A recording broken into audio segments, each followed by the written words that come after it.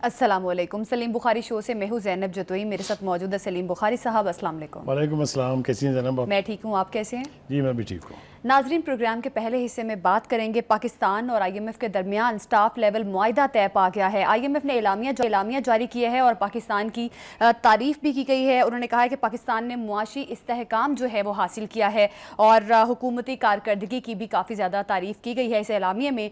इसके बाद अब मुआशी क्या असरात मुरतब होंगे, इस पर हम बात करेंगे। प्रोग्राम के दूसरे हिस्से में बात करेंगे नाजरीन, भारत की दहशतगर्दी और इंसानी हुकूक की खिलाफ वर्जी के वाक़यात सबके सामने हैं, लेकिन अब अमरीकी रिपोर्ट में भारतीय खुफिया एजेंसी रॉ की दहशतगर्दी बेनकाब हुई है और इस पर पाबंदी लगाने के हवाले से सिफारिश भी की गई है। अमरीकी कमीशन बराए मजहबी आज़ादी ने मुतंबे किया है कि रॉ की सरगर्मियाँ न सिर्फ भारत बल्कि इंटरनेशनली भी दहशतगर्दी को प्रमोट कर रही हैं। इस पर भी प्रोग्राम में बात होगी। प्रोग्राम के आखिरी हिस्से में बात करेंगे पाकिस्तान को हार्ड स्टेट बनाने के लिए अमली इक़दाम शुरू कर दिए गए हैं। विफाक और सूबों के हुकाम पर मुश्तमिल 15 रुकनी कमेटी जो है वो बनाई गई है। कमेटी अफगान बशिंदों की वतन वापसी के अमल की निगरानी करेगी और गैर कानूनी पेट्रोल और दीगर अशिया की स्मगलिंग को रोकेगी। बुखारी साहब, सबसे पहले तो ये जो हुकूमती कारकर्दगी की IMF की तारीफ की गई है, इसको मेरा ख्याल है प्रेज़ करना हमारा भी बनता है। जिस तरह से IMF ने मुआशी इस्तेहकाम की बात की है, किस तरह से देख रहे हैं आप इस चीज़ को?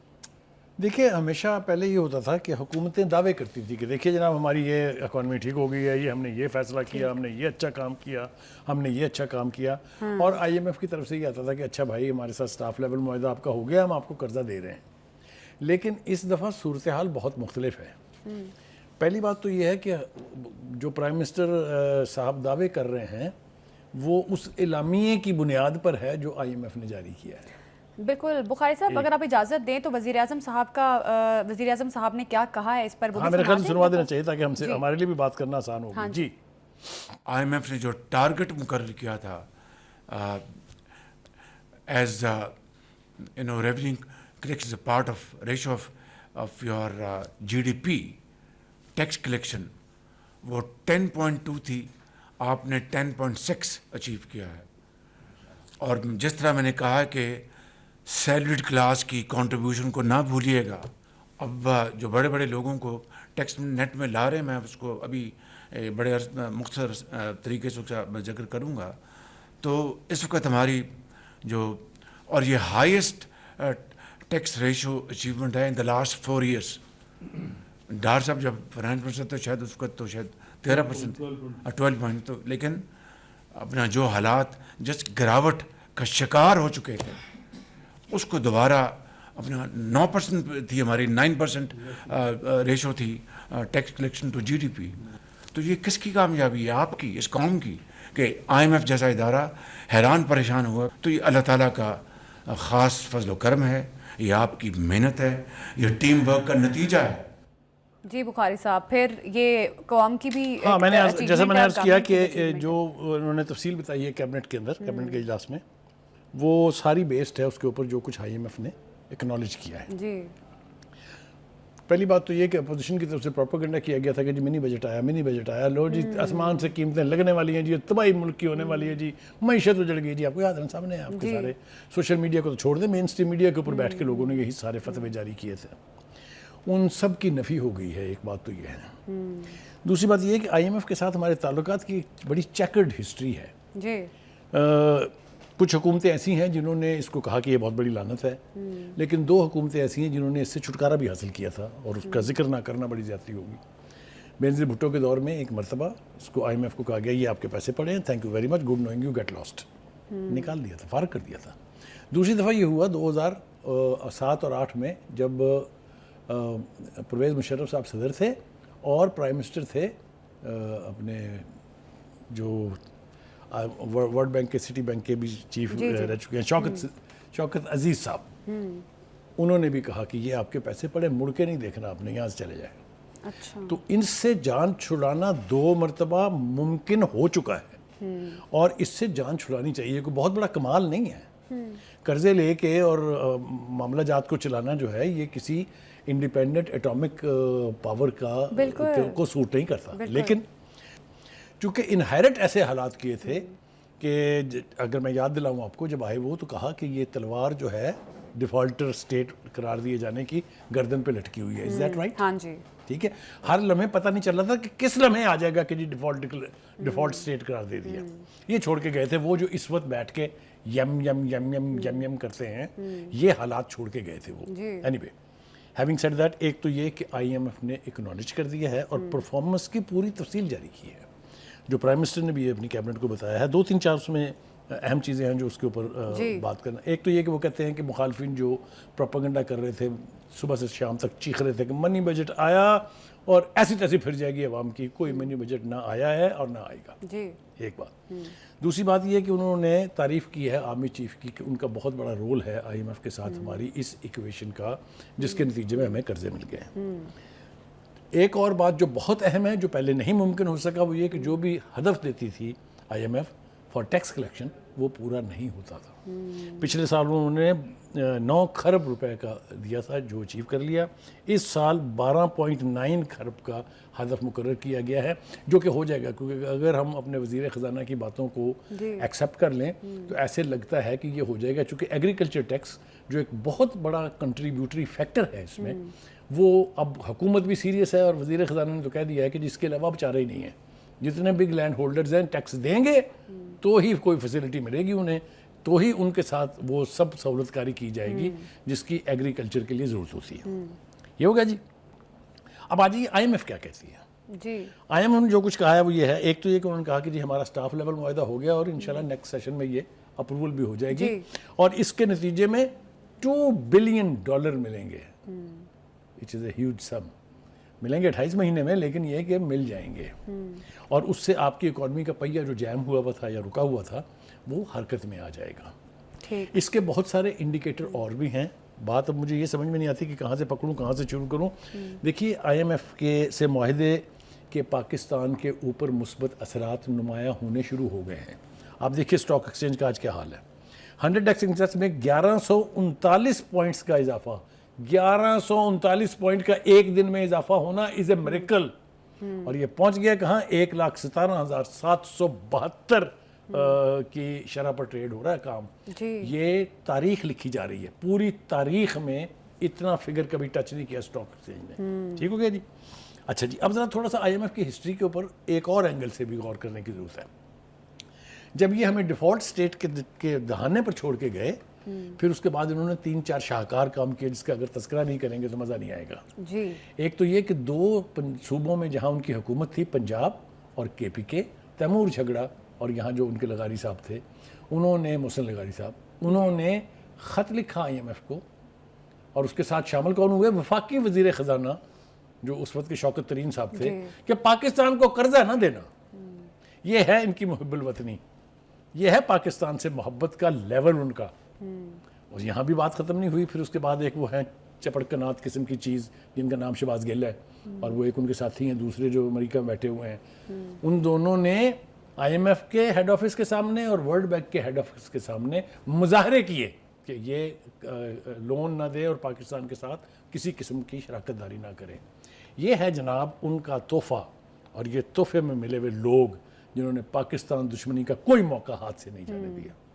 تو ایک بات تو یہ ہے کہ اس سب کچھ کے باوجود بھی اگر ہم کسی ایسے نتیجے پر پہنچ گئے ہیں, بالکل بخاری صاحب, بالکل ٹھیک بات آپ نے کی ہے. اتنی ہرڈلز اور اتنے چیلنجز کے باوجود حکومت نے بڑی, میرا خیال ہے کہ بڑی جرت سے اور بہادری سے مقابلہ کیا تمام تر حالات کا, جس طرح سے ڈیفالٹ کے کنارے پر ہم کھڑے تھے. بخاری صاحب, منی بجٹ کے حوالے سے بھی اچھا ہوگا, کلیئرٹی آ گئی ہے کہ منی بجٹ نہیں آ رہا. ٹھیک ہے بخاری صاحب, اب جو تمام تر معاملات ہوئے, آئی ایم ایف نے بھی تعریف کر دیا ہے کہ استحکام آ رہا ہے, حکومت بھی اس چیز کو لے کر کافی زیادہ امید کا اظہار کر رہی ہے کہ حالات جو آنے والے ٹائم میں اچھے ہوں گے. لیکن جو کہا جا رہا تھا کہ اپریل میں مہنگائی بڑھنے والی ہے, تو کیا لگ رہا ہے آپ کو یہ جو مہنگائی کے حوالے سے خبریں اور جو ہم باتیں سن رہے تھے, کیا اس میں بھی اب کمی آئے گی؟ دیکھیے, ہم نے اپنے پروگراموں میں اس لائکلی ہوڈ کا ذکر کیا ہے کہ یہ حکومت کے لوگ ہی کہہ رہے ہیں کہ شاید اپریل میں قیمتیں بڑھ جائیں گی. ہم نے اس کو جسٹیفائی نہ کیا ہے, نہ ہم کر سکتے ہیں. ایسی قیمتیں جس کا بوجھ براہ راست ایک عام آدمی پر پڑے گا, اس کی نہ طرفداری کی جا سکتی ہے, نہ اس کو جسٹیفائی قرار دیا جا سکتا ہے. نہ ہی میں آج بھی اس پوزیشن میں بیٹھ کے یہ سب کچھ دیکھ کے, یہ بڑی روزی پکچر ہے نا میرے سامنے, اس کے باوجود بھی میں یہ ماننے کے لیے تیار نہیں ہوں کہ حکومت ایک عام آدمی کا بوجھ کم کرنے میں کامیاب ہو گئی ہے. اچھا دعوے بہت ہیں, بالکل آثار نظر آ رہے ہیں, لیکن ہم کہیں گے اسی وقت جب ہم اپنے سامنے دیکھیں گے ہوتا ہوا. ظاہر ہے، ٹھیک ظاہر ہے, ہے، ظاہر ہے. لیکن نا بہت سارے وعدے بہت سے حوالوں سے کیے گئے. بجلی کے حوالے سے کیا روزی پکچر دکھائی گئی. دنیا کے اندر پیٹرول کی قیمتیں کم ہو گئی ہیں, یہاں ہمارے ہاں ہم اسی طرح سے اتنے ہی بڑے پیسے دے رہے ہیں. کہا کیا جا رہا ہے, یہ ہم نے یہاں آپ کی قیمتیں اس لیے کم نہیں کی ہیں کہ ہم آپ کو بجلی بڑی سستی دے دیں گے. بھائی کس کے باپ پر احسان کرنے جا رہے ہیں آپ بجلی میں لوٹ مار کر رہے ہیں. آپ پر یونٹ آپ نے اندھی مچائی ہوئی ہے. یہی حال پیٹرول کا ہے.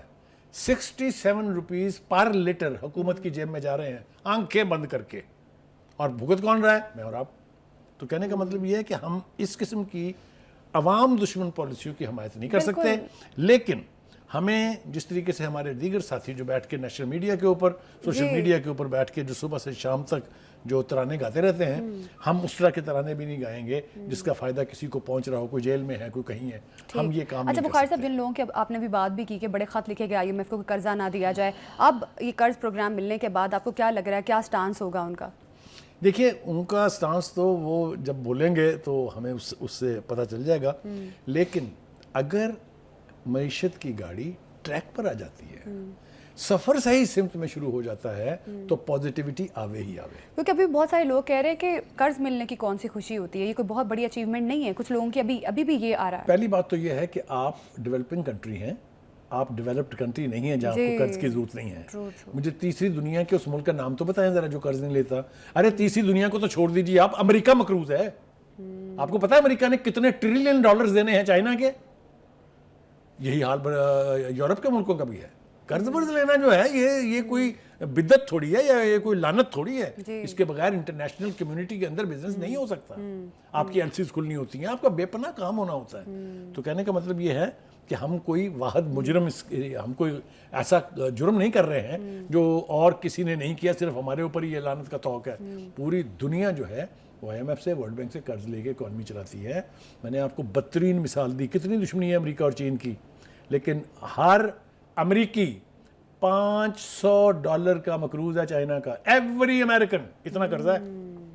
تو اس لیے یہ قرضے ورضے کو ہتھیار کے طور پہ استعمال کر کے ان کو جو پہلے جو کرٹیسائز کر رہے ہیں, جو ان کے سہولت کار یا کہہ لیں ان کے ہمدرد ہیں, ان کو تو IMF قرضہ دینے پر آمادہ نہیں تھی. آپ کو نہیں یاد؟ نہیں ہوا تھا, تبھی تو ڈیفالٹ کر رہے تھے نا. بالکل ظاہر ہے. تو اس لیے انہیں اپنی چونچے اور منہ جو ہیں وہ بند رکھنا چاہیے. یہ خرم شہزاد صاحب جو ہیں انہوں نے بھی کافی روزی پکچر جو ہے وہ پینٹ کی ہے. وہ کہتے ہیں کہ ماحولیاتی تبدیلی سے نمٹنے کے لیے پاکستان کا $1.30 کروڑ کا قرض بھی منظور ہو گیا ہے. بالکل. تو یہ سب چیزیں آپ کو, یہ قرض اللہ واسطے کوئی نہیں دیتا, یہ چیریٹی نہیں ہے. یہ وہ دیتے ہیں جب وہ دیکھتے ہیں کہ یہ ریکور کر کے یہ ہمیں پے بیک کر لیں گے. ٹھیک ہے, بہت سخت کنڈیشنز ہیں ابھی بھی جو IMF نے ہمیں منوائی ہیں, لیکن وہ ساری ڈویبل ہیں, ساری ڈویبل ہیں. وہ کریں گے ہی تو آپ آگے بڑھیں گے. دیکھیں نا, آپ ایگریکلچر ٹیکس کیوں نہ لیں جن کے پاس اتنی بڑی بڑی لینڈ ہولڈنگز ہیں, کیوں چھوڑا ہوا ہے آپ نے ان کو 70 سال سے؟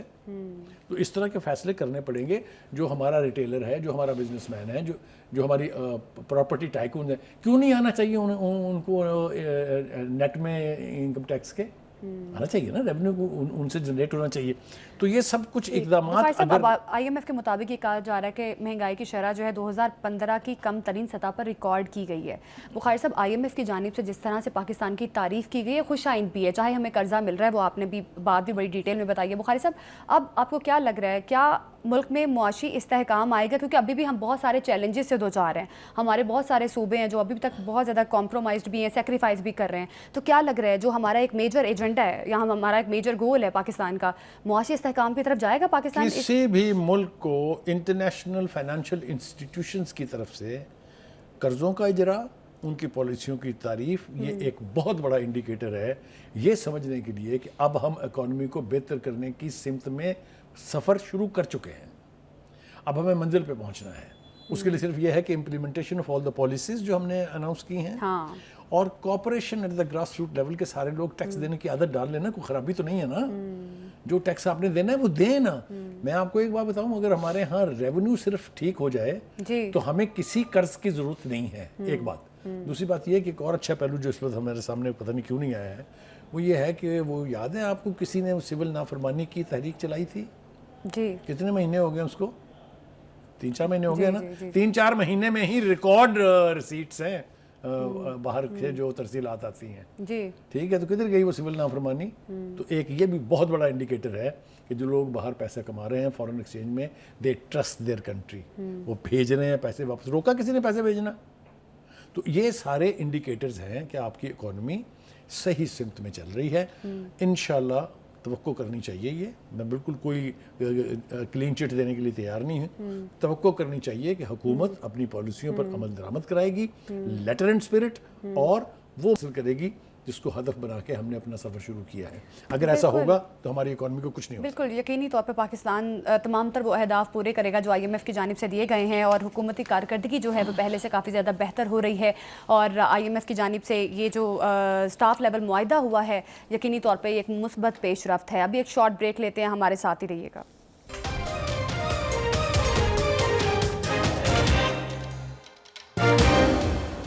ناظرین, دہشت گردی پر قابو پانے کے لیے عملی اقدامات تیز کر دیے گئے ہیں. پاکستان کو ہارڈ اسٹیٹ بنانے کے حوالے سے اقدامات جو ہیں وہ تیز کیے گئے ہیں. وفاق اور صوبوں کے حکام پر مشتمل 15 رکنی کمیٹی بھی قائم کر دی گئی ہے. بخاری صاحب, اب یہ جو عملی اقدامات کو تیز کر دیا گیا ہے تاکہ دہشت گردی کو جلد از جلد ختم کیا جا سکے, کس طرح سے دیکھ رہے ہیں آپ ان اقدامات کو؟ دیکھیں, پہلے تو ہم تھوڑا سا ڈیفائن کر لیتے ہیں کہ یہ ہارڈ اسٹیٹ کیا ہوتی ہے. دیکھیے, یہاں پر لوگوں نے نا بالکل فری فار آل بنایا ہوا تھا کہ جس کے منہ میں جو آ رہا تھا وہ بیٹھ کے سوشل میڈیا پہ, نیشنل میڈیا پہ بیٹھ کے ایسے اینٹی اسٹیٹ, ایسے ملک دشمن بیانات جاری کرتے تھے کہ لگتا تھا کوئی پوچھنے والا نہیں ہے. میرے خیال سے وہ چیف آف آرمی اسٹاف نے جو ایک اپنی انٹریکشن میں میڈیا کے ساتھ کہا تھا نا کہ اب ہم ملک کو ہارڈ اسٹیٹ بنائیں گے. اس کا مطلب یہ ہے کہ زیرو ٹالرنس ہے for anybody who talks against the state, who talks against the army, who talks against the country, who talks against the nation. یہ تو کسی ملک میں اجازت نہیں ہے. کوئی ایک ملک مجھے بتا دیں جہاں حکومت کو, ریاست کو, اس ملک کی فوج کو گالی دینا جائز ہے. تو یہاں کیوں جائز ہوگا اور کیوں ہونا چاہیے جائز؟ ایک بات تو یہ ہے. دوسری بات یہ ہے کہ یہ جو 15 رکنی کمیٹی بنائی ہے, یہ بھی لوگ اس کو لائٹ لے رہے ہیں. ابھی اس کی اہمیت اور اس کے وزن کا بھی اندازہ نہیں ہے. یہ لوگ ڈٹرمن کریں گے کہ کون کون لوگ ہیں جو غیر ملکی ایجنڈے پہ کام کر رہے ہیں, جن کو غیر ممالک سے فنڈنگ ہو رہی ہے, جو راہ کے ایجنڈے پر ہیں, جو راہ کی کہنا مان رہے ہیں, جو راہ سے مال لے رہے ہیں. اور میں نام جب بتانے لگوں گا تو آپ حیران رہ جائیں گی, آپ کی آنکھیں کھلی کی کھلی رہ جائیں گی کہ کون کون جو ہے وہ وہاں سے مال پکڑ رہا ہے. اجیت دوول کا ہم کئی دفعہ اپنے پروگرام میں کہہ چکے ہیں, انہوں نے ایک سیل بنایا ہوا ہے, ڈسٹرائے سی پیک. اس کا $1 بلین کا اینول بجٹ ہے جو اس کو حکومت دیتی ہے. اس میں جتنے بھی علیحدگی پسند لوگ ہیں, جتنے بھی ناراض بلوچ ہیں, سب مال کھا رہے ہیں. سب مال کھا رہے ہیں, بھارتی پاسپورٹوں کے اوپر دنیا بھر میں ٹریول کر رہے ہیں, وہاں پر قیام پذیر ہیں, وہاں پر ٹریننگیں لے رہے ہیں. یہ سب کچھ وہاں ہو رہا ہے. ایسے لوگوں کو میں پاکستانی تسلیم کرنے کے لیے تیار نہیں ہوں. They are not Pakistani. وہ پاکستان کے دشمنوں سے بھی بدتر ہے. ٹھیک ہے. ابھی یہ جو بڑے بڑے نام آپ کو سنائی دیتے ہیں, یہ ان کی بھی بھید کھلنے والے ہیں. اب یہ مارنگ بلوچ صاحبہ جو کچھ کرتی رہی ہیں, یہ جو کچھ ان کے ٹیلی فون 3 قبضے میں لیے ہیں, اور بڑی کوئی حیران کن قسم کے انکشافات جو ہیں وہ ہونے والے ہیں. ان کے بارے میں بھی یہ کہا جا رہا ہے, صحیح ہے یا نہیں ہے یہ تو آنے والا وقت طے کرے گا, لیکن یہ کہا جا رہا ہے کہ جناب ان کے راہ سے بھی رابطے تھے اور ان کے افغانستان سے بھی رابطے تھے. میں کیوں یہ نہ مانوں؟ کیا کیا انہوں نے جو ٹرین کا اتنا بڑا سانحہ ہوا؟ آپ نے دیکھا کہ ان کے منہ سے ایک لفظ ان شہیدوں کے نام کے لیے نکلا ہو جن کی جانیں گئی اس میں؟ جی. انہوں نے ساری کمپین کی, جلسے جلوس کیے, احتجاج کیے وہاں پر وہ لاشیں اٹھانے کے لیے, اور یہ کہہ کے کہ جی دیکھیں ہم نہیں چاہتے کہ ان کے نام بھی مسنگ پرسنز میں آ جائیں.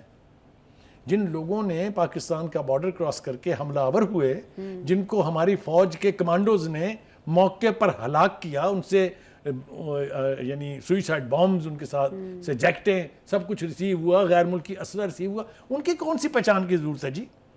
اگر بلوچوں نے اٹیک کیا تھا اور ان کو مار دیا, بالکل ٹھیک کیا. یہ جو جسٹیفیکیشن ہے نا, ناراض بلوچ کیڑی ناراضگی ہے جی؟ میں ذرا آج پوچھنا چاہتا ہوں ویسے بڑی ذمہ داری کے ساتھ. یعنی آپ یہ دیکھیے, صورتحال ایسی ہے کہ پاکستان کی وفاقی حکومت نے اور پاکستان کی اشرافیہ نے, یا لیٹس سے پاکستان کی ملٹری اسٹیبلشمنٹ نے بلوچوں کو راضی کرنے کے لیے کیا نہیں کیا. دیکھیں میں آپ کو بتاتا ہوں, 2 مرتبہ تو حالیہ تاریخ میں وزیر اعظم بنے نا بلوچستان کے, ظفر اللہ جمالی صاحب, اور اس کے بعد یہ انوار کاکڑ صاحب. یہ بلوچ ہے نا؟ جی. اچھا, کوئی چیف منسٹر مجھے بتائیے جو نان بلوچی لگایا ہو کبھی کسی نے؟ کوئی گورنر بتائیے جو نان بلوچی ہو؟ آپ خود ہی تو حکومت کرتے رہے وہاں پر بلوچ. دوسری بات یہ ہے کہ عجیب و غریب قسم کی باتیں ہیں. محرومی جی, یہ احساس محرومی جو ہے یہ بز ورڈ بن گیا ہے. کیڑا احساس محرومی جی؟ کب آپ کو بجٹ نہیں ملے آپ کے سردار کھا جائیں گے, ہمارا قصور ہے؟ وہ آپ اپنے سرداروں سے پوچھیں نا. آپ چڑھ دوڑتے ہیں پاکستان کی حکومت کے اوپر, پاکستان کی فوج کے اوپر. آپ دیکھیے اس وقت کی صورتحال کیا ہے. آبادی ہے جی وہاں کی 14.897 ملین. یہ بنتی ہے جی کو ایگزیجریٹڈ فگر بھی اگر آپ بنا لیں اس کو 2023 کا یہ مردم شماری ہے, اس کے تحت 15 کروڑ. جی ٹھیک ہے جی. 995 بلین بجٹ ہے جی, جو گزشتہ سال کے مقابلے میں 36% زیادہ ہے, اور کسی صوبے کو نہیں ملا اتنا جتنا بلوچستانوں کو ملا ہے. دوسری جناب, مجھے اچھی طرح سے یاد ہے جب مشرف صاحب آئے تھے تو انہوں نے 200 ارب روپے یعنی فلٹر کیے تھے یا کہہ لیجیے انڈکٹ کیے تھے بلوچستان میں. ٹھیک ہے. اس کے بعد جناب زرداری صاحب جب بنے صدر پہلی دفعہ, انہوں نے پہلے تو پوری بلوچستان قوم سے معافی مانگی کہ اگر آپ سمجھتے ہیں کہ آپ کو محروم کیا گیا تو میں ایز اے صدر ناٹ ایز این انڈیویجول آپ سے معافی مانگتا ہوں. پھر اس کے بعد انہوں نے بھی بے پناہ فنڈنگ بلوچستان میں کی. ابھی میں نے آپ کو صورتحال بتا دی ہے. میں یہ پوچھنا چاہتا ہوں کہ یہ جو نعرے لگاتے ہیں غربت محرومی, یہ مثال کے طور پہ اختر مینگل صاحب, ذرا ان سے کوئی یہ تو پوچھے, ذرا اپنی مالی حیثیت تو بیان فرمائیں. کون سا ریسورس ہے بلوچستان کا جس کے اوپر ان کا قبضہ نہیں ہے؟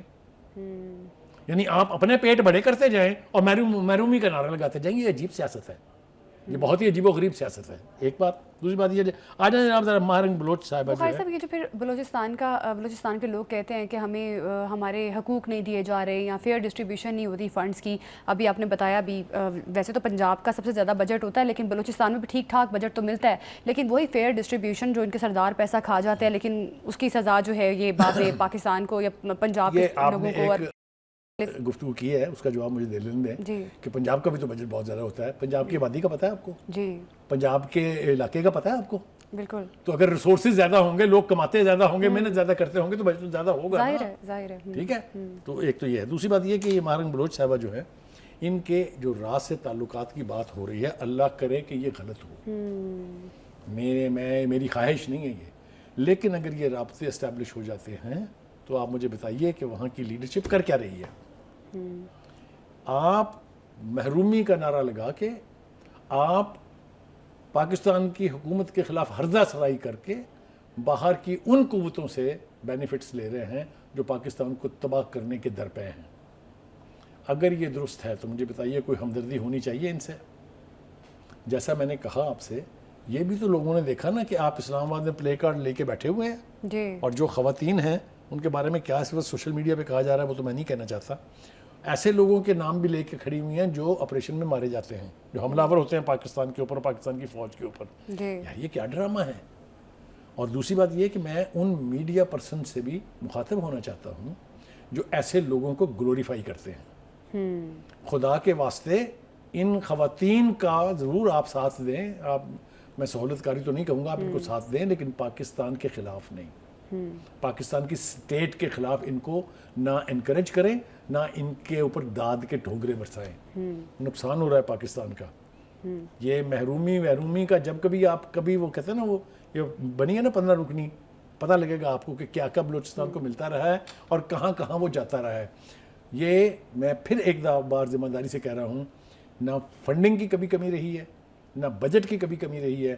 یہ صرف وہاں کے سردار لوٹ مار کر کے کھا جاتے ہیں. بالکل. اور ساتھ ہی ساتھ دہشت گرد تنظیمیں بھی بخاری صاحب ایک بہت بڑی وجہ ہے بلوچستان میں جو امن تباہ ہے, BLA خاص طور پہ, یہ بھی ایک بہت بڑی وجہ ہے وہاں پر دہشت گردی کے عناصر جس طرح سے پروموٹ ہو رہے ہیں. دیکھیے میں نے آپ سے کہا کہ ایک پوری تاریخ ہے وہاں. یہ علیحدگی پسند تنظیمیں جو ہیں یہ وہاں پر بنانے کے لیے CIA نے بلیک واٹر استعمال کی, انڈیا نے را استعمال کی, افغانستان نے NDS استعمال کی. یہ سب کچھ وہاں پر اتنا خوفناک طریقے سے ہو رہا ہے.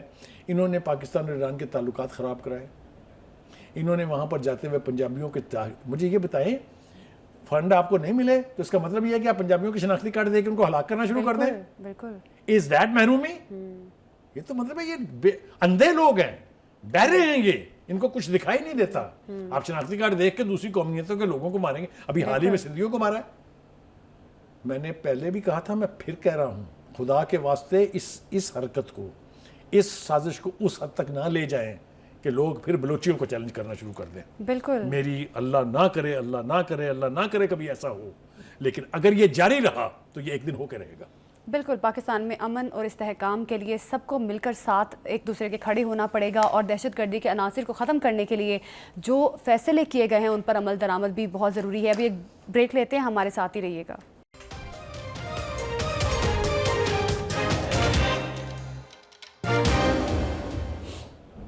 Welcome back. امریکی کمیشن برائے مذہبی آزادی نے ایک رپورٹ جاری کی ہے. اس رپورٹ کے مطابق کہا گیا ہے کہ را کی سرگرمیاں نہ صرف بھارت بلکہ عالمی طور پر امن کے لیے خطرہ بن چکی ہے. بخاری صاحب, یہ جو اب رپورٹ شائع کی اس میں ہوش ربا انکشافات کیے گئے ہیں. یہ کہا گیا ہے کہ 1200 سے زائد نفرت انگیز واقعات سامنے آئے ہیں اور 1100 سے زائد اقلیتی رہنماؤں کو نشانہ بنایا گیا ہے, اور اس رپورٹ میں اور بھی بہت سارے ہوش ربا انکشافات ہیں. بخاری صاحب, کس طرح سے دیکھ رہے ہیں را اس وقت عالمی خطرہ بن چکی ہے سب کے لیے؟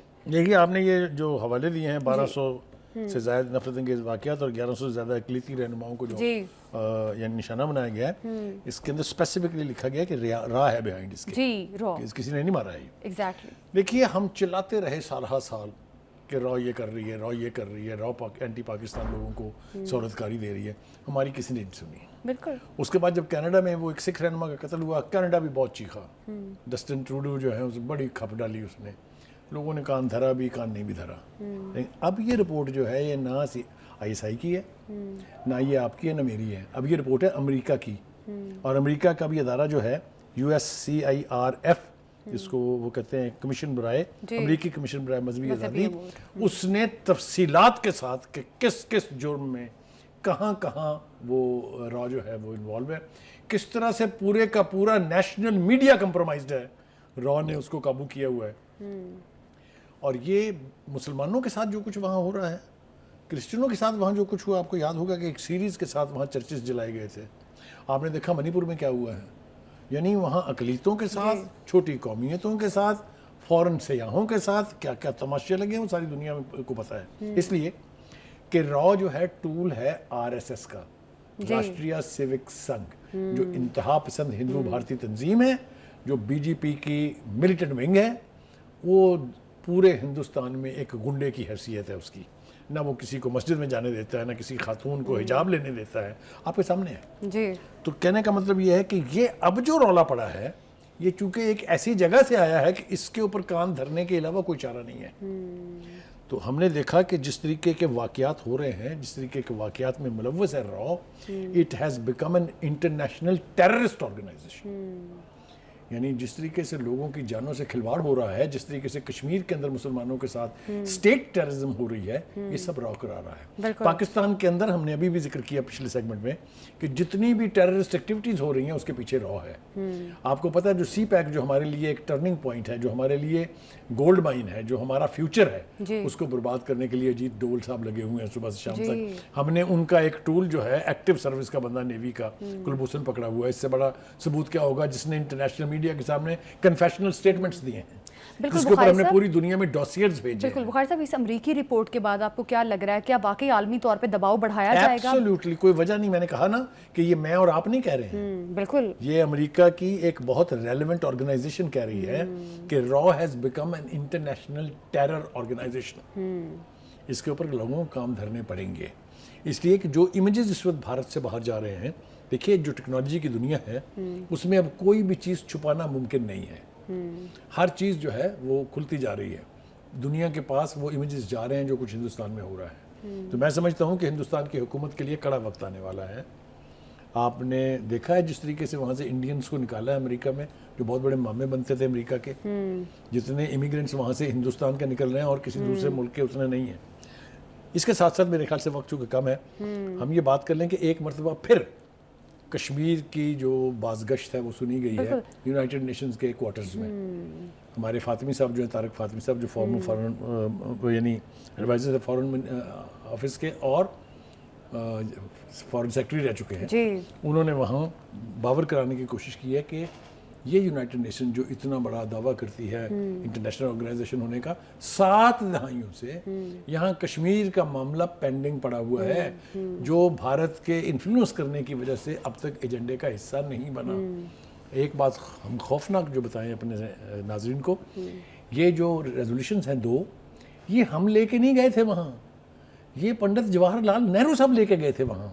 اس پر یہ فیصلہ ہوا تھا کہ استصواب رائے کروایا جائے گا، وہاں پر انڈیپینڈنٹ ریفرینڈم کرایا جائے گا، اور کشمیر کے لوگ طے کریں گے کہ انہوں نے کس کے ساتھ الحاق کرنا ہے. وہاں جتنی بھی تنظیمیں ہیں بوانگ دہل وہ کہتے ہیں کہ ہم پاکستان کا حصہ ہیں. یہ مجھے اچھی لگی ہے. ہمارے جو کونسلر ہیں وہاں پر گل کیسر سروانی، انہوں نے منہ توڑ جواب دیا ہے بھارتی مندوب کو کہ mister never call Kashmir as integral part of India. It never was part of India. It is not part of India. It never will be part of India. بالکل. اقوام متحدہ میں بھی ایک دفعہ پھر کشمیریوں کے لیے آواز اٹھائی گئی ہے پاکستان کی جانب سے، اور کہا گیا ہے کہ جو قراردادیں منظور ہوئی ہیں ان پر عمل درآمد کروایا جائے تاکہ کشمیر کا مسئلہ حل کیا جائے. پروگرام سے ابھی دیجیے ہمیں اجازت. اللہ حافظ.